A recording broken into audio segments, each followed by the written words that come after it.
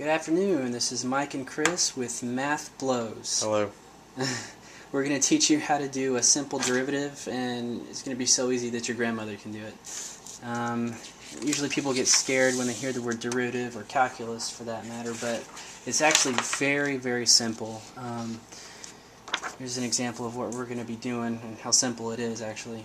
I'm totally playing. That has nothing to do with derivatives. I'm just trying to scare you a little bit.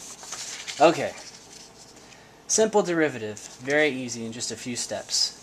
Basically, you start off with a function. The function could be y equals, or f of x equals, g of x equals, or what have you.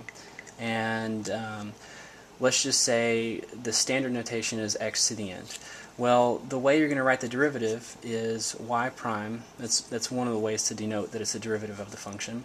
And it's going to be n times x to the n minus 1.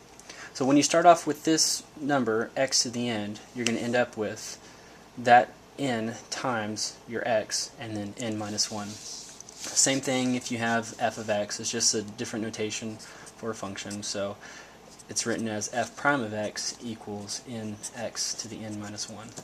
So what we're going to do is we're going to do a couple of examples. Basically how to take the derivative of a few functions. So right now we start off with y equals x squared. So this 2 up here, whatever this number is your n. So you take this number and multiply it in front. So it's 2 times x and then 2 minus 1. And you're going to end up with 2x to the 1, which is the same thing as 2x. Second example, same thing. You're going to take this number up here and multiply it out front and then subtract 1 from that number. So it's going to be 3 times 5x, and then 3 minus 1 is 2. So it would be 15x squared is the derivative. Third function, if you have something like this, again, you can use the same concept, but just break it up into different blocks.